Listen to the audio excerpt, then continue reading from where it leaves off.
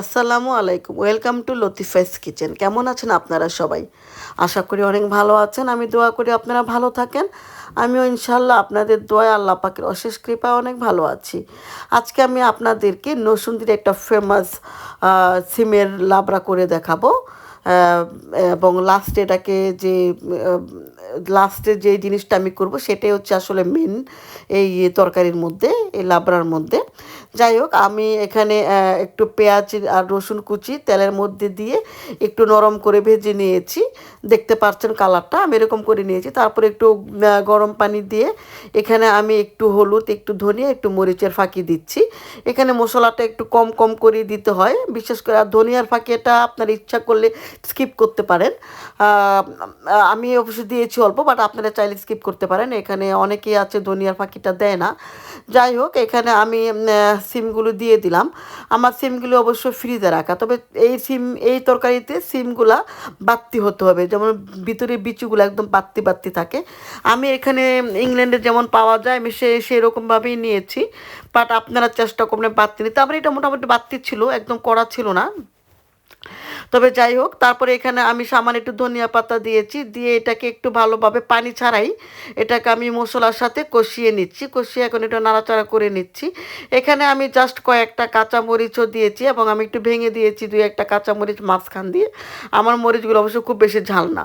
তো যাই হোক, আমি এখানে গরম পানি, আপনারা সবসময় জানেন যারা আমার রান্না দেখেন, আমি সবসময় গরম পানিটা ইউজ করি। আমি সবসময় কেটেলে একটু গরম পানি করে রাখি। এখানে গরম পানি আছে, সেটা আমি ইউজ না করে আমি কেটেলের মধ্যে সবসময় আমার পানিটা গরম করে নেই। তো যাই হোক, এখানে আমি একটু লবণটা চেক করলাম। লবণটা চেক করে মনে হলো যে আর একটু লবণ লাগবে, আমি এখানে আর একটু লবণ দিয়ে দিলাম। দিয়ে এটাকে আমি ঢেকে মিডিয়াম আঁচে রান্না করব যতক্ষণ না পানিটা শুকিয়ে যায়। আমি এখানে একটু পানিটা বেশি দিয়েছি, কারণ আমার সিমটা ডিপে রাখা ছিল। আমি আগে কিনে এনে ধুয়ে পরিষ্কার করে আমি ডিপে রেখে দিয়েছিলাম। আপনারা যদি ফ্রেশ রান্না করেন, ফ্রেশ সিম এনে, তাহলে পানিটা আপনাদের আরও কম লাগবে।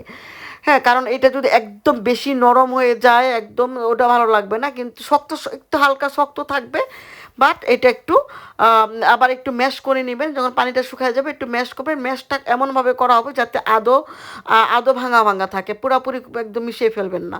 তারপর আমি সিমের তরকারিটা উঠিয়ে রাখলাম। উঠিয়ে তারপর ওই কড়াইটা আমি ধুয়ে, প্যানটাকে ধুয়ে আমি একটু তেল দিয়ে দিয়েছি, এবং এখানে আমি পাঁচফোড়ন দিয়েছি আর একটু সরিষা দিয়েছি। পাঁচফোড়নের মধ্যে ছোটো ছোটো সরিষা পাওয়া থাকে, বাট আমার ভালো লাগে, যার কারণে আমি আস্ত একটু বড় ধরনের যে সরিষা আছে সেটা একটু দিয়েছি।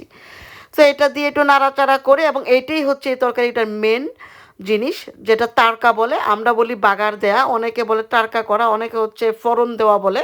তো যাই হোক, আমাদের দিকে বলে বাগার দেয়া। তো এটাকে আমি পাঁচফোড়ন আর দুইটা শুকনো মরিচ ছেড়ে একটু কালো কী বলে এটাকে, সরিষা দিয়ে এটাকে আমি বাগার দিয়ে নিয়েছি। দেখতে পাচ্ছেন এটা দেখতে কেমন, অসম্ভব মজা, অসম্ভব মজা। খেয়ে দেখবেন, ভালো লাগলে লাইক কমেন্টস করবেন।